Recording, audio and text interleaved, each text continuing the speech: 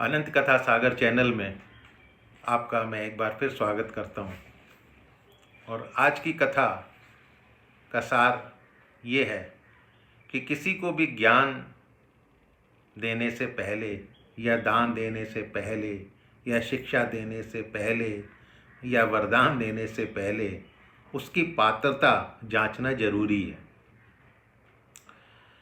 ये प्रसंग है भस्मासुर नाम के एक राक्षस का। हो सकता है आप लोगों में से किसी ने सुना हो।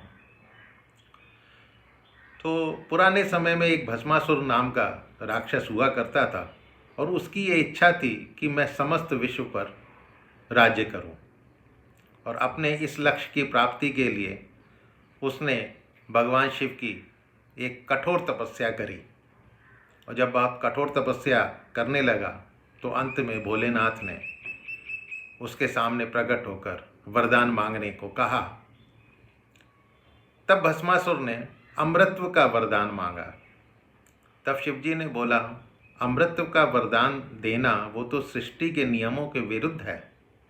जो पैदा हुआ है वो मरेगा, तो ये तो वरदान मैं नहीं दे सकता। तब उसने उसके बदले शिवजी से मांगा कि ऐसा है, फिर मुझे ये वरदान दीजिए कि मैं जिसके सर पर हाथ रखूँगा वो भस्म हो जाए। अब शिवजी बगैर सोचे समझे ये वरदान उसे दे देते हैं भोलेपन में। अब जैसे ही शिवजी ने ये वरदान दिया, वो भस्मासुर शिव के पीछे ही भाग पड़ा।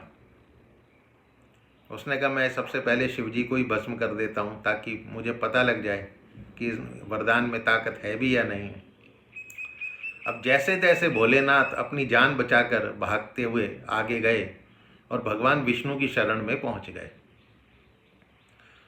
उन्हें पूरी बात बताई। तब भगवान विष्णु ने भस्मासुर का अंत करने के लिए मोहिनी रूप धारण किया। और भागता भागता जब भस्मासुर आ रहा था तब मोहिनी रूप धारण करके उसके सामने विष्णु जी प्रकट हो गए। अब मोहिनी रूप तो था ही, उसकी सुंदरता देखकर भस्मासुर मुग्ध हो गया। एक तरह से ठिठका हुआ खड़ा हुआ देखे जा रहा था उस रूप को।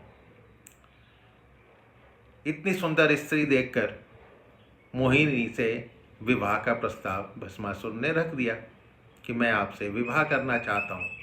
तब मोहिनी कहती है कि सिर्फ मैं उसी युवक से विवाह करूँगी जो मोहिनी की तरह ही नृत्य में प्रवीण हो, जिसको नाचने की कला में पारंगत हासिल हो।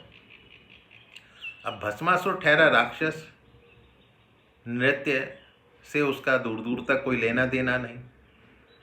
अब उसने इस कार्य में मोहिनी से ही सहायता मांगी कि आप मेरी सहायता कीजिए नृत्य सीखने के लिए। तब मोहिनी तुरंत तैयार हो गई और नृत्य सिखाते सिखाते मोहिनी ने अपना हाथ अपने सिर पर रखा। उसको देखकर भस्मासुर भी अपना हाथ अपने सिर पे रखकर नाचना शुरू किया और शिवजी के वरदान के अनुसार भस्मासुर वहीं पर भस्म हो गया। इस तरह विष्णु भगवान की वजह से, उनकी सहायता से भोलेनाथ की विकट समस्या का, जिनमें उनकी जान पर बन आई थी, उस समस्या का समाधान हो गया। इसीलिए कहते हैं कि ज्ञान, दान और वरदान सुपात्र को ही देना चाहिए, अपात्र को नहीं। धन्यवाद। तो आपको ये कहानी यदि अच्छी लगी हो तो इसको शेयर कीजिएगा, लोगों को सुनाइएगा और मेरे चैनल को सब्सक्राइब कीजिएगा। अगली बार फिर मैं किसी कथा के साथ आपके सामने हाजिर होऊंगा। तब तक के लिए धन्यवाद।